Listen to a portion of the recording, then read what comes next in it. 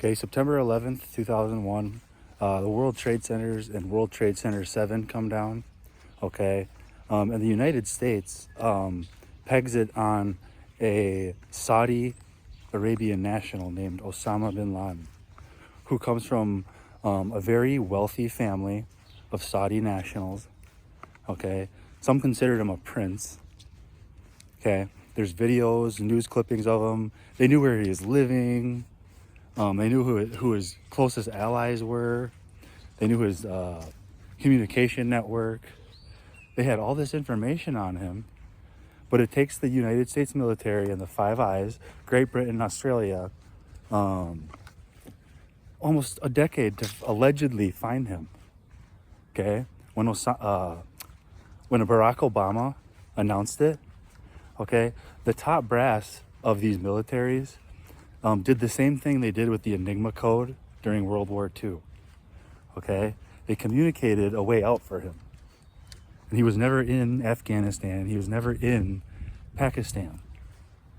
Okay, he was in Saudi Arabia the entire time. And you can't mess with Saudi Arabia because they fund everybody.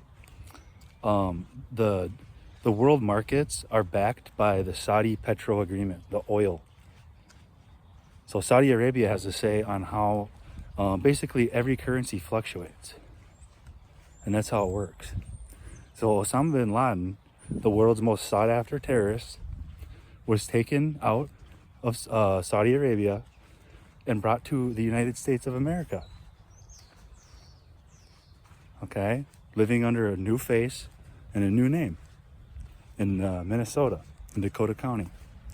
Now the same exact thing happened with Adolf Hitler. Using the Enigma code that German operators left on AAA and XYZ, okay, the entire war, so the top brass could communicate and plan events like Pearl Harbor in 1941, Battle of Midway. So all of our soldiers like Ben Kopp can go there and die, and I'm not trying to be disrespectful, but for no reason. So the top brass of all these militaries and countries can be buddy-buddy with each other. That's how the Masons and Stones work. If you look at the back of a $1 bill, okay, the all-seeing eye is them. The rest of the pyramid is all of us schmucks. Okay? So I want people to understand that.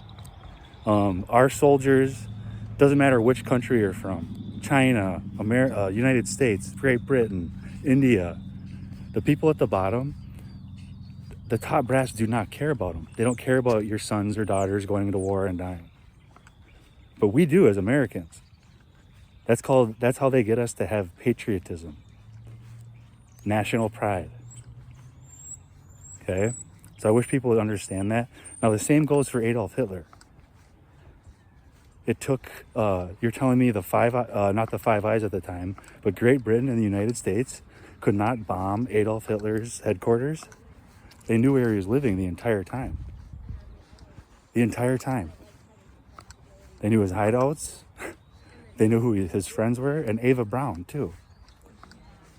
So I wish people would understand that. That it's the reason why they call war theater is because it's all on a world stage. It's an act. And they use us, people at the bottom, working class people, as their like little pawns. That's why they call it in the game of chess, we're all pawns basically. So I wish people understand that. Adolf Hitler was taken out and given a new identity as well, of Fred Christ Trump. And a lot of people in the United States of America, they know this. They know that Adolf Hitler got a new identity of Fred Christ Trump. They know that Donald Trump is Adolf Hitler's son and Eva Braun's son. They know that the Heritage Center in Brooklyn Park, Minnesota, that's named after the Braun family. Okay? And the Nazi regime. They know that. Earl Brown, the Earl Brown Center, or Braun. So please just, I know what I'm saying sounds crazy, and I thought it was pretty crazy at first too. But once you start looking at everything, it's real. I mean, the world's most sought after terrorist is living in Dakota County, Minnesota, with a new identity and a new face and a new body. Not an entirely new body, but he has a huge scar in his lower vertebrae where they shortened his height, but he still walks the same. Like if you watch videos of Osama bin Laden and you watch this guy, they walk the exact same. It's called a gait. Everybody has a specific gait, how they walk. So love you. Have a great day.